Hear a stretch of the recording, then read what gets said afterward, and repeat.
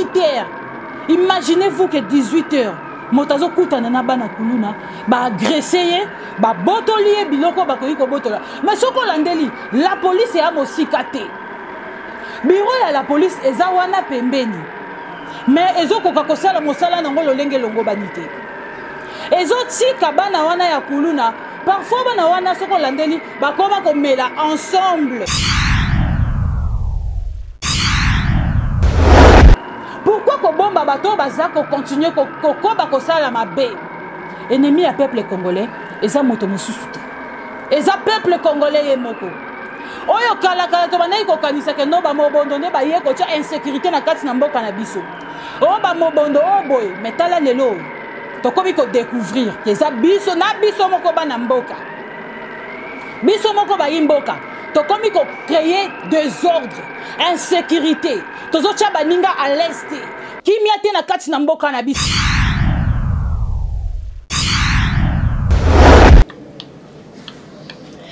Et puis ça joue en tout cas c'est bomoni na bininga moko ira la guerrière de la presse congolaise donc nane sengwa makasi pour maman ya biso maman Jeninda ya Kayembe lelo mokolo mbota mana yo en tout cas joyeux anniversaire à vous maman Jeninda ya Kayembe na lingio mingi bano balinga ko tellement en tout cas pluie de bénédictions sur vous tikanzambe alola afongola bikuke alola abakisela ba mvula longola na batwana misuso basala ramabena mokilipo ana kati tindika tozo tindika kaka tozo tindika bango tu mama Jeninda ya Kayembe en tout cas kende liboso mama na sepeli makasi pour lelo c'est lelo loko na bini déjà en avance tozo kendo sili c'est lango kuna na ba cordon yemoko cordon na biso biuto kendo bine lango kuna na ba Decastro ainsi que Francine Gamoyolo to kuna danse ya kabui.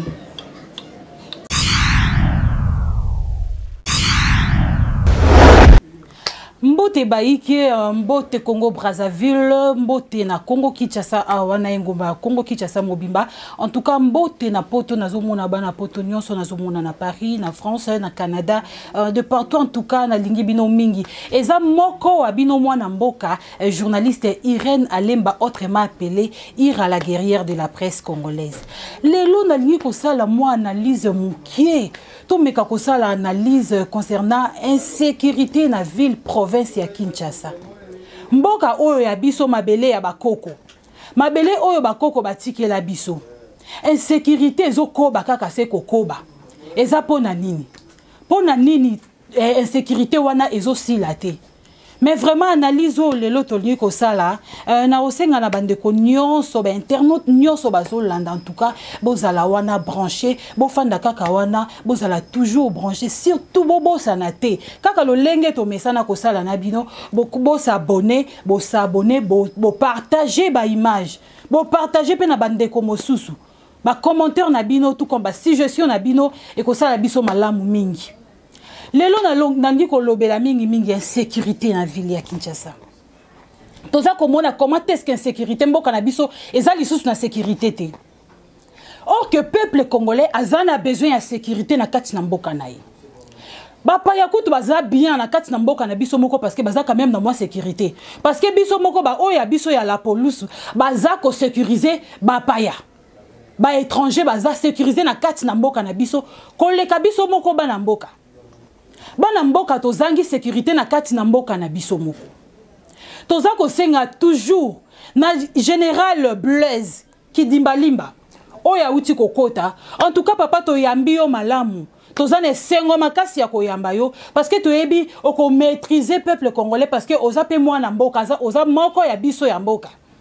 Oza moko oyo bakoko batikela biso. Oza héritage ya biso.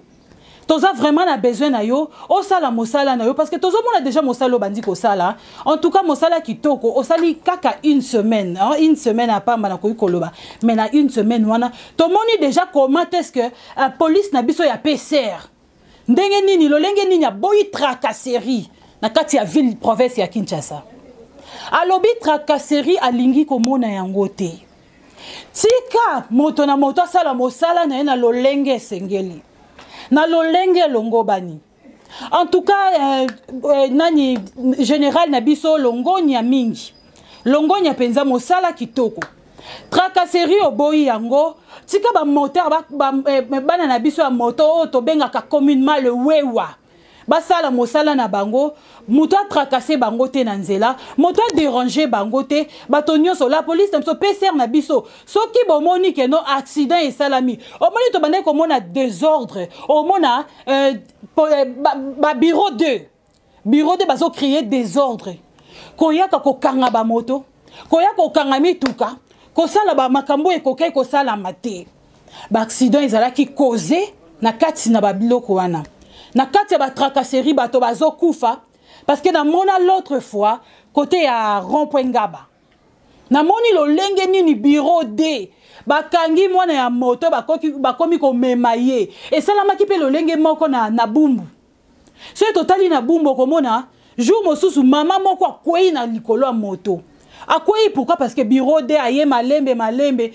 mwana moto azalaki ki di ba hey bangona bakomi kopota na mama o azalaki nanya yake ko matana el likolo ya moto mama mokolo akwei tracasserie et boyami na ville province ya Kinshasa kimia ekota na kati ya ngomba Kinshasa toza na besoin ya kimia la police eza wana pona ko sécuriser peuple population na ba bien na ye mais soki na meki ko tala lisusu mwa moke la police na biso oui comment ko créer des fois ba désordre jour mosusu lisolo moko nazo raconter yo nazo relater eza oyo nga moko na monaki la police eki ko kanga vers 18h 19h la police ezo kanga ba bazo benga ba couple et comme ko créer ba problème ce qui la police est moni 2 personnes ba telemi mwasi na mobali bouf ba eli kolona bango ba ko saisir bango. La police est wana pona ko sécuriser le peuple congolais. Pona ko sécuriser population. Et le on a biloko na ye. Mais kaka ye moko la police a créé akali sous ba désordre comment ko créer désordre. Okomona muto yebite couple wana est-ce que baza vrai couple ou faux couple. Ba ko yebe ko telema. Ya yana leki na ye ba telemi bazo solo là. La police est directement et arrêter bango. Oh couple est-ce que ba musala na bino eza ko kanga ko kanga ba couple. Musala ya la police eza ko kanga ba couple ngo bomoni na balabala bazo sala eloko nini na balabala na banzelo bozo kanga ba couple bato baleka na deux oh te couple bo saisir bango po basali nini désordre nini oyo bango basali la police en tout cas to meka ko zonga na musala na biso bozo to zonga na musala na biso donc ce na lobi to zonga na musala na biso parce que ngape na zamwa na mboka na mitié étant que la police a sala musala na lolenge sengeli. La police a kokanga parfois na ba 22h. Bouclage ezate et loko ezate mais akomona muto aza koleka akangiye pe abotoli biloko. Akobotola voir même ba téléphone mbongo na poche ya moto la police ekoma soki ezo saisir moto et loko liboso basalaka kokotsa maboko na ba poche. Koyeba na ko fouiller et loko nini o moto aza nango. Bozo botola pe biloko wana tango ezo kende emona na kalisusu te. Biloko na tongo ezozwa mabongo ekomona na tenzele kokendele na moto akozwa yango bokomona ye lisusu te baninga na ye bako couvrir ye bako bomba ye koloba ete ote ya sala quitter le jour wana oh boy or que a travailler baza complice ya kozwa ko botola bana mboka biloko oh ba bien ya bana mboka il fait à la sécuriser eza sécuriser te na kati na mboka na biso. Yango wana na zozonga lisusu. Na pesi merci d'abord na général Kanyama. Oto mona ki mosala ki toko général Kanyama bandai ko sala. Insécurité si la ki na ville province ya Kinshasa. Et si la ki pas totalement mais toko ki kolobe si la ki parce que même ba kulu na ba koma iko banga. Et si quand on peut mona que général a sa place boé, Kanyama sa place boé, o mona bana kulu na bazo banga. Ba voyou, ba bandit, ba nani bazo banga. Pourquoi? Parce que ba yebi mosala ko sala makitoko. Il faut mosala na kati na mosala na biso tozala na logique ya mosala. Ba rigueur ezalaki vraiment makasi. Yango lelo tozo senga na général Blaise Kidimbalimba. Asala mosala na ye papa sala mosala na yo na lolenge sengeli. Peuple congolais abangisa yo te. moto moko te ya ko intimider yo eza mosala na yo to ebike sécurité kozonga na ville ya Kinshasa insécurité koti na kati ya ville ya Kinshasa bato bakoma ko banga to yebite to pesa confiance epa ya nani to komi kozanga bato osala confiance ozo mata likolo ya moto mozo pesa moto confiance te ye pas zo pesa yo client to cliente confiance te aza ko bangela yo posa ko bangela ye eza ba biloko tozomona nyonso wana eza pourquoi pona insécurité o eza na kati ya ville ya Kinshasa et komi ko bangisa biso tozo yeba te to pesa nani confiance na romata surtout ba taxi ba komi ko beta mpiaka ba komi ko chômer nyonso wana pona nini po insécurité eza na kati ya Kinshasa ya kati ya ville ya Kinshasa bato bazo banga ba ko enlever ngai ba ko salabo mokolo ya samedi oyo kako ewuti koleka tomoni lolenge nini la police en tout cas merci beaucoup na la police bazui maboko makambongo na maboko bakoyeba ko sécuriser peuple congolais bayeba iko kanga moko oyo ya ba criminel tout justement na bongolo bakangi criminel oyo enlevaki ba kidnapper oyo enlevaki bato na kati ya mutuka pe a droguer bango bazuye batie na 3 pine bangwana bakomi kokende mais baimboka basiliki balobi botika yebiso moko to sala yo tokoki ko sala pourquoi population akomi ko senga akomi ko réclamer ye moko azwa les devants ya ba makamo susu oh l'état na biso ye moko akoki ko zwa yango en charge population akomi ko senga parce que trop c'est trop vu insécurité leki population lembi alobi koki ko continuer lisusu bongote. Mais je vous assure qu'avec les générales oyo to uti kotia oyo ba uti ko nommé oyo ya sika uti ko kota mosale koleka malamu akoza makambo na nyonso na maboko longonya pe na général Kasongo oyo azana soins médicaux quelque part en tout cas moi banungu nungu e bandai ko bima o général Kasongo akimi général Kasongo akimi. Mais la Rolobana bino était général Kasongo akimite. Général Kasongo azali. Azoya kozonga kenda ki juste basoin. Mais azoya kozonga pona kokende kosala mosala na ye na chikapa. Wape sika batindi ya sala. Akosala mosala na ye koleka toujours malamu lolenga mesana kosala. Mais côté ya sécurité, akokai vraiment ko assumer responsabilité wanate. Tika to loba bosolo. Awa na kati na chaîne bino kaka moko tindika télévision ezalaka chaîne oyo eyaka ko éclaircir bino banamboka eyaka ko talisa bino lolenge nini mosala ezo salama balobi tozo tindika ba o nyoso bazo sala mosala malamu en fait que ba avancer ba kende lisusu liboso tozo bwa ke la bango ba fleur ba o bazo sala mosala na bango mabete mabe o ezo simbate tozo écarté bango tozo tindika bango de sorte que bazala écarté batika mboka na biso kimia ekota parce que toi on a besoin ya kimia ekota na kati ya mboka na biso Congo pour kimia ekota tika ite la police ezwa maboko makambo na ye banini na nyonso en charge ezwa yango na maboko koyeba na kosala mosala na lolenge o elongo bani population azako zela toujours to mona to tambola na mboka na biso na sécurité nyonso ne to mona na bamboka misusu ozo tambola ozo banga te bien koko tambola na carte na yo ezo la kisaka oza mwana ya mboka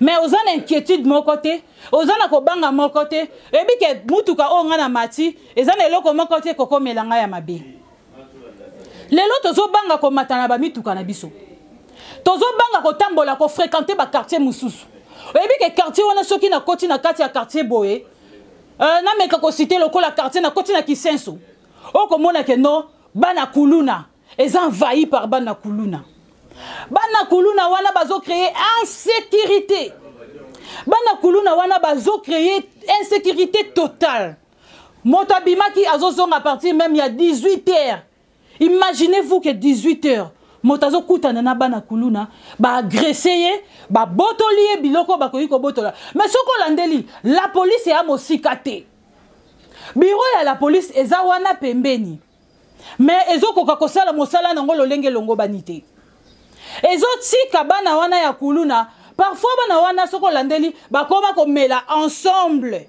na la police ya mboka na biso okomona bango na kati na banganda baza komela okomona bango vie na biso oh vie boni bamesana déjà na bavie wana moi vie asala mosala na yelo lenge sengeli eza lisusu te vie akomi kobanga kosala mosala parce que abike non alela na sima ya petit nanga tango sala crime oya pesa vie na moi quelque chose oh vie nanga simba mo boro oh vie nanga longola yo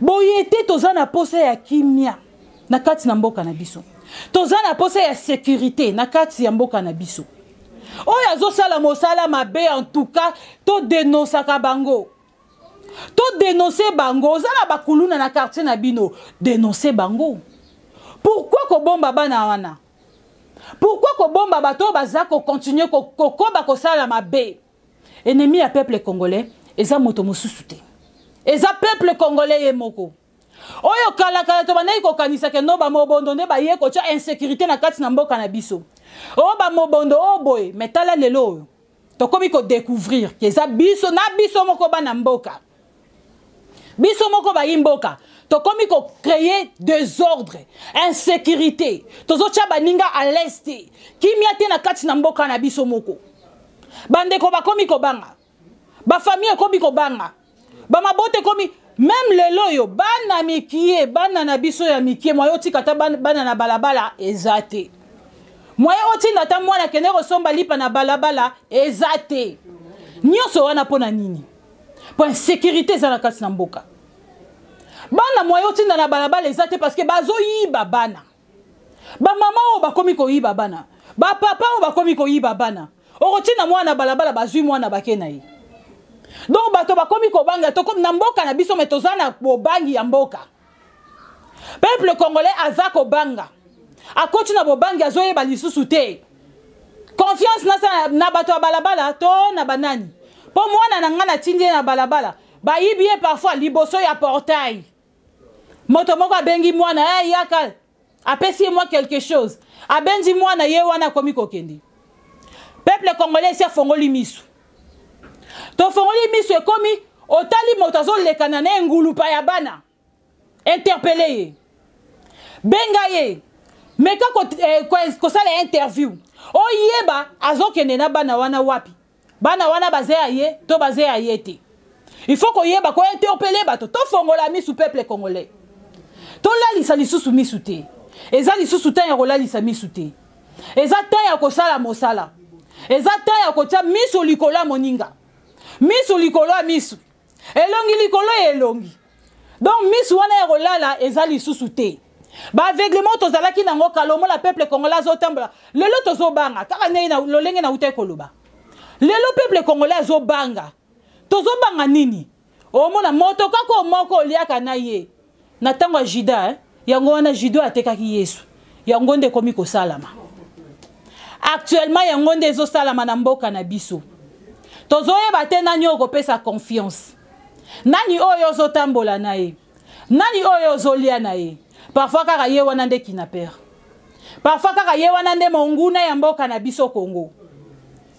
parfois kaka ye wana nde moto azolinga mboka na biso ezala détruite ezala par terre ok mboka na biso eza na besoin ya avancement mboka na biso eza na besoin ya makambo ebele tolingi sécurité ekota na kati ya ville province ya Kinshasa. Pourquoi insécurité ezo régner? Pour na nini ezo régner na kati ya ngomba ya Kinshasa? Tolingi bongote. Tika mosala esalama. La police esala mosala nango. La police en tout cas cette fois-ci ba nungu ba makambo ya mabe oh bakaniaka ekozala isuste. Kaniaka en tout cas ezali sous-souté cette fois-ci. Mosala nde mosala. Avec Yemoko, Fachi Beton, le président de la République.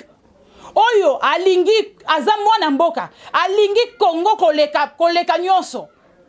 En tout cas, mwana mboka Fachi Beton, le président Yemoko le numéro 1. Ya Kinshasa. Ya mboka mobimba. En tout cas, azana besoin ya kimia. Lolenge kimia wana, lolenge moko. Comment on a bourgmestre Edouard Mwamba. Oh ya commune ya Ngiringiri.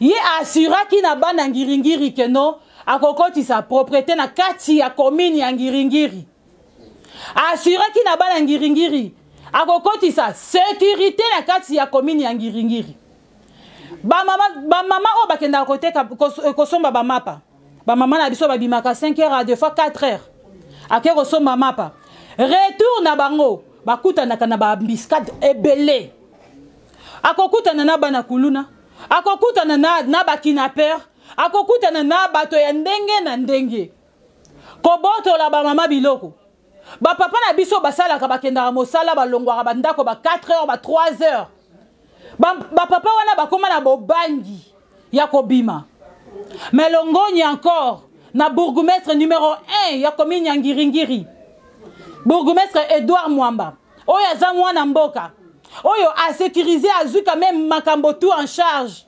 amen comment na commune ya Ngiringiri lolenge nini ekoti bopeto okotambola na commune ya Ngiringiri okomona lolenge bopeto eza kosalama kin bopeto esalamaka kaka samedi te bakongole bakoma na idée wana ya kosalaka salongo ya kobongisa place oyo afandi ya kobongisa esika api azali lopango na ye kaka mokolo ya samedi